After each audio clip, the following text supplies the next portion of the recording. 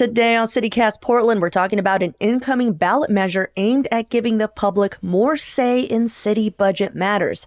We're also talking about City Hall's newest efforts to increase affordable housing ownership and development, and the surprising championship a Portlander just brought home. I'm your host, Claudia Meza. With me are OPB City Politics reporter Alex Zielinski and the founder of Stumptown Savings, your friendly food economy newsletter, Bryan M. Vance. Hey guys, what's up? Hey y'all. Hello. Bryan, I don't know if you know this, but Alex was the first reporter we had on the show when we first started a handful of years ago. No, I didn't know that. I don't think I know that. Wow. But yeah, we spoke about unionizing at New Seasons, right? Exactly. Oh. And how the banana cake has changed. And then it was proven, you weren't there, but it was proven by a worker who wrote in anonymously and was like, oh yeah, that recipe's changed. It's changed. I'm sorry, editor's note for 3 years late, but We confirmed. Trust but verify. Yeah, it was confirmed. Oh, man. Well, before I jump into our opening question, I wanted to quickly share that Scott Keyes, founder of Scott's Cheap Flights, and kind of pretty much an airport expert, is going to be the guest on CityCast's national podcast, Your City Could Be Better. By the way, guys, I didn't know this. Bryan, did you know this? He's a Portlander. Yeah, I've heard this. I'm not sure exactly where in Portland he lives, but it's nice to know that the guy who's obsessed with airports lives here and gets to use our airport often. Yeah, well, he's going to be talking to the host, David Plotz, about what makes an airport great and why airports are such a reflection of the city that they're in. And I think he's also going to rate all of the CityCast airports. And all I know is PDX better be at the top, Scott, if you want to keep showing your face around here. You hear me? Otherwise you have to move. We don't know where you live yet, but we have Alex Zielinski, city politics reporter. I've got a Lexus account. She can find I got it. white pages. You hear that? Anyhow, the episode drops on Sunday. It should be a good one. All right, back to the show. My opening question is based on the news that Portlander Aaliyah Tan took home the title of 2026 National Yo-Yo Champion in Las Vegas a few weeks ago. The 27-year-old won the competition with a roughly 3-minute trick-filled performance, you guys, set to the music of The Last Dinner Party, which, amazing. At one point, she had 2 yo-yos going, which I guess might be a normal thing, but what? Right. I can't even get one of them going, I right? lived with a competitive yo-yoer for a bit who was also a sushi chef at Departure, a weird guy, really cool guy. He sounds awesome. And seeing the stuff he could do with a yo-yo was just insane. It was actually cool. I used to think yo-yos were dorky, and then I could see why people would be into it when he was practicing in the living room. I was definitely one of those kids in middle school with a light up yo-yo that I would bring to school, and also not really know how to yo-yo, but just throw it around. I think I got a yo-yo to walk maybe 1 or 2 times in my entire life. So that's impressive, dude. Yeah. I can't even really get it to come back up. So with this national title under her belt, her next stop is Japan, where she's going to compete with yo-yo champs from 40 other countries. So good luck to Aaliyah Tan. Fingers crossed that she brings back the gold. I'm assuming the gold is just a comically heavy yo-yo that would break your wrist if you attempted to yo-yo it. Because why not?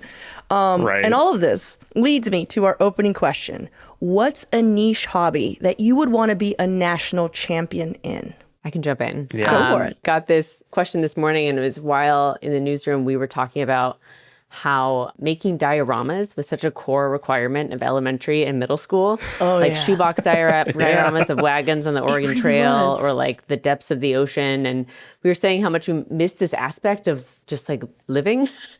And anyways, I think I really loved making dioramas. I wish there were more reasons to make them. And I think I have it in me to be a national champion in miniature dioramas. Okay. Alex, I really do feel like OPB should be funding just a diorama only headline series, for all of the reporters on top of, and I know sometimes it's 3 headlines a day, but you could just do 1 diorama a week. And I feel it doesn't have to be that often. Dude, your social media would pop off. Like, I'm sure. could you imagine? These would make great videos. Like a diorama to explain a wonky city policy or ranked choice voting. Exactly. Yeah. Well, nightmare. Or, like here's what's happening, some food event or whatever. I think it would work. I'm now inspired to throw a party where there's some themed diorama that people have to make for entry. Oh, that's the price. I think that's a really good idea. And that's how you start your legacy, Alex. Right. What about you, Bryan? So this may be kind of lame, but I love weird facts. I love just knowing useless trivia that will never serve me in life. Like the fact that I just learned this the other day from a 10-year-old. You technically don't have kneecaps until you're about 10 or 12. You have cartilage, not actual bony kneecaps. Oh, that's why you're so bendy. Yeah, that's why. And that's why they can fall down, as hurt as much and all that. Or the heaviest building in the world is the Romanian Parliament building. It's massive and it weighs an ungodly amount. So that would be the thing that I would love to be a world champion in, is just useless knowledge of random facts. Basically like a poor man's Jeopardy champion. It's so funny because I'm like, you could just go on Jeopardy and Yeah, no. I don't want to learn they ask 12th century composers and I'm like, no, I don't want that. I just want to know random stuff that serves no purpose in life. It's a very unique niche. Yeah. I'm trying to think of the name for this, but I guess it would just be Trivia Master. But hand selected. But only things that you know, Bryan. So that is a very niche champion. It has to be things I know or care about. Right. That's great. That's it. All right. You guys, thank you both for your answers. Let's take a quick break here. When we come back, will Portlanders soon be able to choose how to spend a portion of the city budget?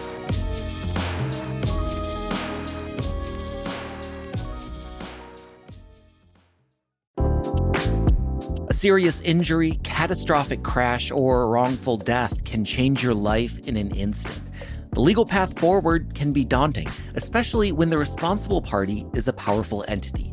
That's why having experienced advocates on your side makes all the difference. At Diamore Law Group, you're not just a number. You're someone with a team of attorneys committed to securing you full justice and working to ensure a safer Oregon for all. Led by veteran attorney Tom Diamore, the firm has spent more than 30 years standing up to corporations, negligent drivers, and corrupt organizations, conducting thorough investigations, working with leading experts, and taking cases all the way through trial, all at no cost unless they win. Contact Diamore Law Group at 503-222-6333 or visit diamorelaw.com for a free consultation. The cases that matter the most are the hardest to win, and that's exactly why they take them. We're in peak berry season, and Grand Central Bakery, on top of their delicious hand pies and muffins, is debuting their brown butter almond tart with fresh strawberries, which sounds delicious. It has a butterscotchy shortbread base with rich almond cream baked into the crust and is topped with sweet local berries. They're sourcing them from Unger Farms, a fourth-generation family farm in Washington County, and the wheat for the flour is from Chimacum Valley Granary, which uses regenerative practices promoting healthy soil. All of their baking is, of course, done in-house, and Grand Central Bakery has been operating locally and independently since 1989. That's longer than our senior producer, Julia Fiorioni, has been alive. Now, we don't get to decide when the berry season ends, so you're going to want to try these tarts soon before they're gone. You can order online at grandcentralbakery.com or in person at any of their 8 neighborhood locations.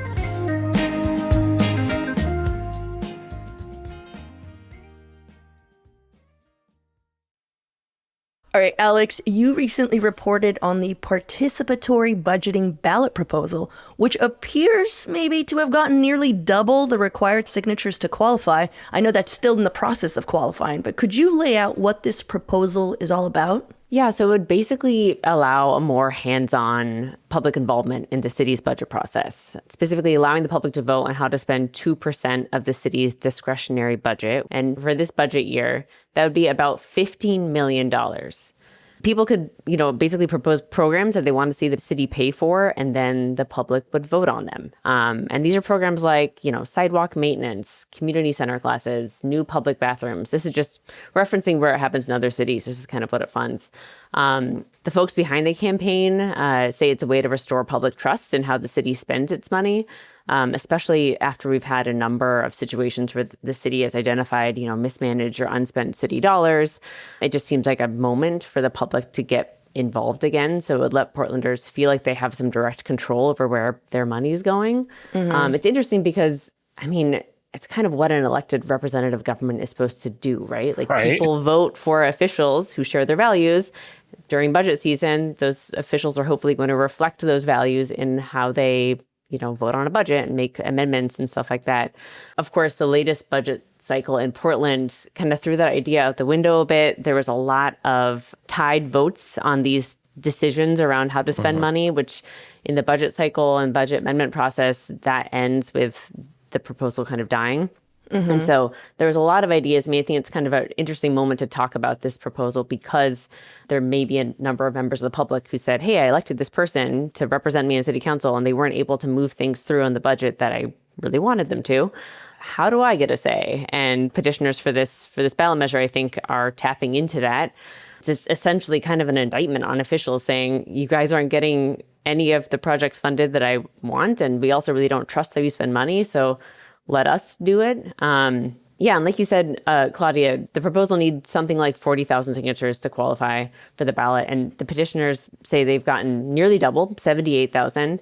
It might actually also be the most ever collected for a ballot initiative in Portland, according to the petitioners. I have not fact-checked this, but I know the last biggest one was PSEF, and that was less than 78. I think it was 60-something thousand. So it's, a remarkable number of signatures to advance. This idea it's not particularly new in Portland. The petitioners tried to get this on a ballot in 2024 and they didn't get enough signatures.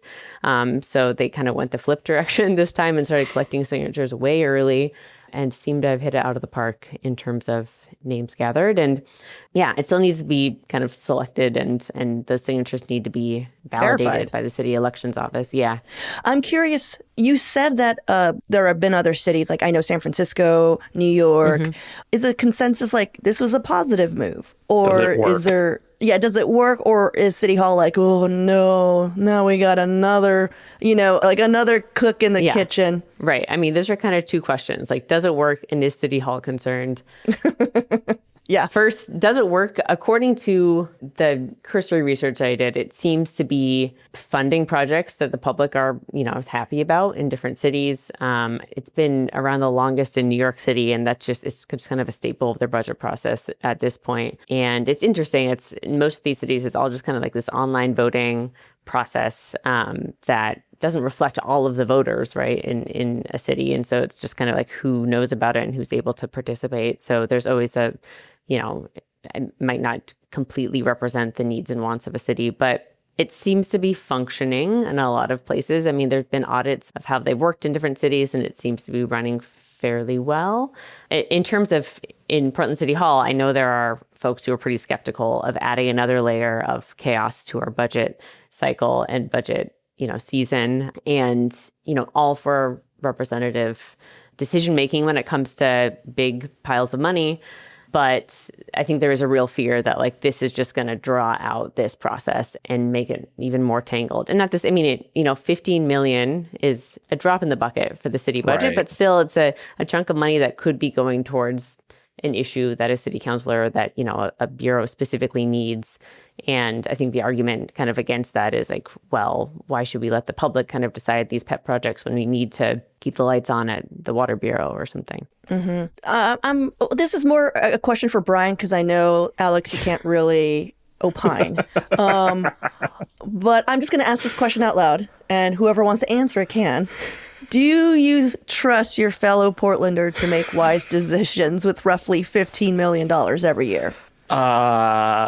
No. I guess it depends on how this voting works. Honestly, when you said that it's like an online voting thing, Alex, that really concerned me because it's Could I go in there and vote like 27 times under a bunch of fake identity? Not to be like a voter fraud conspiracy theorist, but like it's I was you know, like, I think what of like in those the like MAGA, Brian? best in the city things. It's like there's not really a limit on how many times you can vote. You know, so is it like that? But also just like we do some weird things here. And while I'd be all for using it for things like saying, okay, we actually want to build public restrooms in parks. Like they redid a park across the street from me. They put absolutely zero money into like making a restroom facility there. So now there's once again a porta potty there. Like I could see people saying like the city isn't prioritizing this enough. Let's prioritize it. I could also see people doing weird things like let's put inflatable dinosaurs on the roof of every city building. Like, you know, like I could see weird shit like that happening. Take my money. Let's do it. I should point out that within the structure of how this measure is proposed, there is going to be a vetting process, right? There's going to be a committee that like selects kind of some proposals and measures whether like we legally can even spend city dollars on something like that. There's, you know, city attorneys will be involved. And I think even city councilors can just review kind of, because at the end of the day, they're the ones voting on the budget, right? So there is going to be some kind of oversight. And in terms of the online voting thing, that was kind of, this is how it works in other cities. I don't know what it will look like here.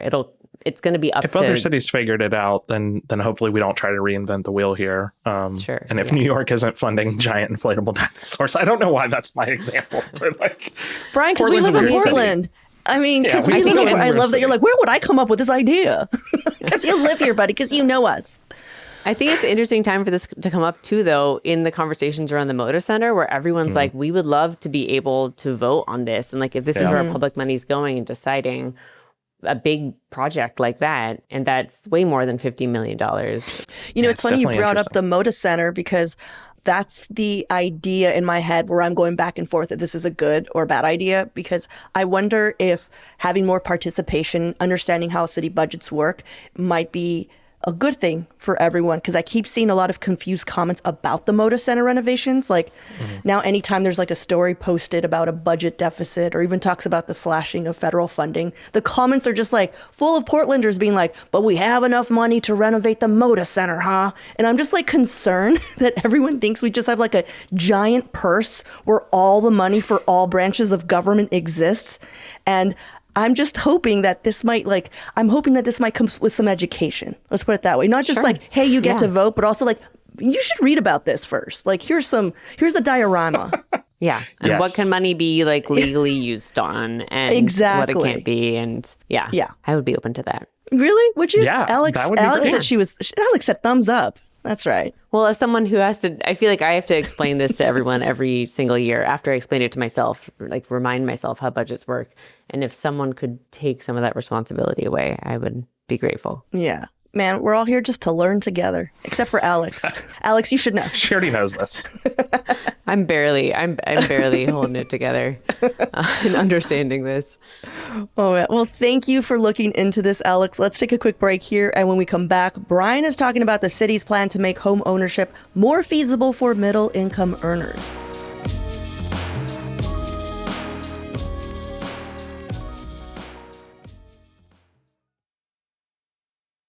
Bryan, you looked into city council possibly making some tweaks on a policy they already passed that was supposed to make home ownership easier for lower income folks. But it doesn't seem like it's working. What's happening now? Yeah, there's a bit of a hiccup there. So this is actually, shout out to Alex, because this is partially some reporting that Alex did as well as KGW. But basically, Portland City Council is considering a change to a policy designed to help lower income Portlanders buy homes in the city, because we've wound up with a backlog of about 700 of these homes that were earmarked for people who make below a certain threshold that are just sitting unsold. And what this really all comes down to, from my understanding, so Alex, please correct me at any point if I get anything wrong, is that to build these houses that are capped, they can't be sold. I think it's like over $455,000 is the current cap on what these can be sold for. And they can only be sold to people who go through a strict income verification process to make sure that they are that target demographic of people who make below a certain, amount of money per year. To do that, Portland city government offered breaks on these developmental fees that developers pay when they build new houses for tapping into things like the sewer system, the road system, the electric system, stuff like that. that adds up. I think on average it's about 20,000 per unit, per housing unit. So you think if you're building a triplex, that's 60K right there. The idea is that if they can save that money on that, they can kind of pass those savings on to the homeowners. But the problem is around, I think it was like last fall or something, Governor Tina Kotek and Mayor Wilson were actually pushing for a similar break for all housing units built in the state. So right now what's happening is, at least through, I think, October 2028, any developer who's building a housing unit in Portland also gets a break on this. Whether they're building these like units aimed to fill this specific hole of a lack of homeownership in, people who make a lower amount of money in our city. That's made it a lot harder because you don't have to jump through all those income verification hoops to apply for those other houses. And so what the city is considering right now is dropping those income verification standards for these. I don't even know how you describe them, Alex. Like they're considered like middle housing, right? Like they're housing that's aimed at a portion of the population that isn't really served right now. We have a lot of rental units and we have a lot of expensive single family homes and stuff like that. And this is really aimed at like filling that middle gap. That's a lot of first-time home buyers. Yeah, a lot of first-time home buyers. And a lot of people who, may really struggle to get the 10 to 15 to 20% down to buy a $500,000, $600,000 house in Portland, which is what it often feels like you need to get one. So it's an interesting policy. Obviously, not everyone's a fan of it. It seems like right now there's sort of like two camps. There's people who say like, we need to do this. We need to clear this backlog. We need to make it easier for people to get into these houses. And then there are people who say that, well, by doing that, you basically allow anyone to buy those homes, and that could price out those people that it was designed to help. So someone who doesn't necessarily need, a house capped at $455,000 could swoop in and buy this thing. That reduces inventory for people who can really only afford that. Possibly even flip it or whatever. I will say, like, one of the key caveats of all of this is it has to be owner occupied. So it's specifically designed to prevent that from happening.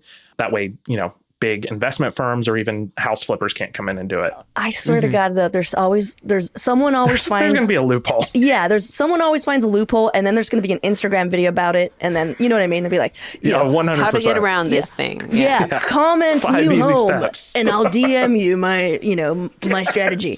To me, this sounds like a very classic what the government... Our government, I'm not going to say all government, but like our regional government does, which is slight overcorrections. Like pretty idealistic intentions going in that are pretty hard to pull off. Let's put it that way. And then when they're like, all right, let's do that. Well, let's fucking not do anything then. It's like, why don't they just raise the income threshold? Because, usually for lower income, what ends up happening is all middle income is just like, well, screw you. You make just enough not to get any help. And like that is a huge portion of Portlanders. And so maybe you just raise that income cap. That's all, you know what I mean? And I feel like that would make it so low income earners still have a chance. And now you're also expanding the market. I don't know, but what do I know? I mean, seriously, what do I know? I'm just a podcaster. There are a number of developers who kind of spoke to the exact same thing when it came up to council a few weeks ago, saying, hey, like, we're part of this program where you have to have this income limit to purchase this home. Number of folks who've been really interested in buying our houses make like just a smidge over that line. And instead of them being able to buy it, it's just sitting on the market and someone still has to find a house somewhere else.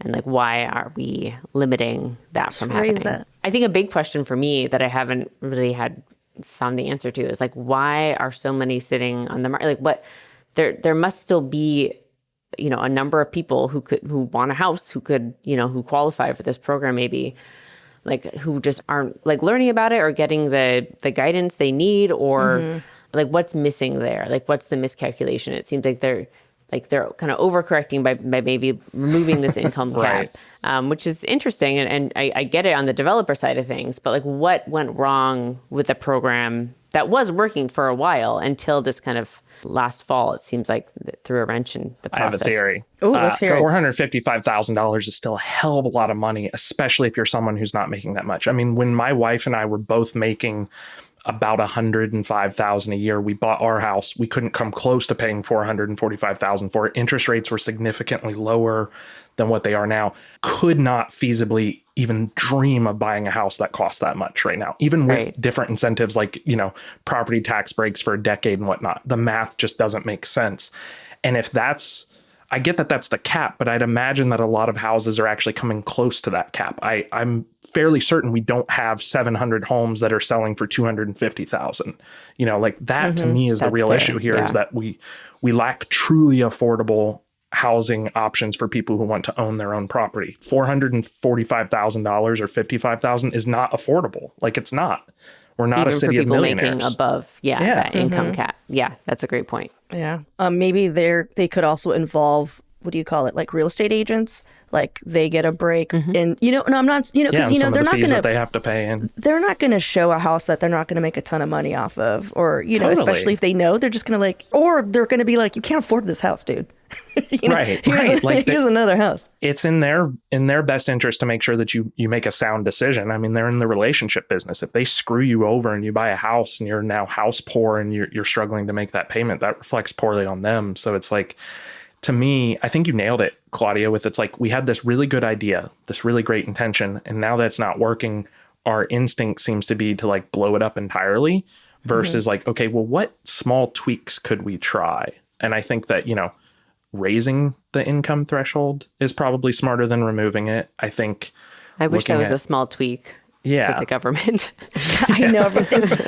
I wonder if that's what it is. They're just like, it's easier to blow it up than to actually tweak it. And that to me, I'm like, well, that is a process issue. Let's look at that, government. Right. Like, let's see why. How can we speed that up? Yeah, because that means that we're not functioning. That's not a functioning government. At that point, the option is that's to just on you. Take your ball and go home. Yeah.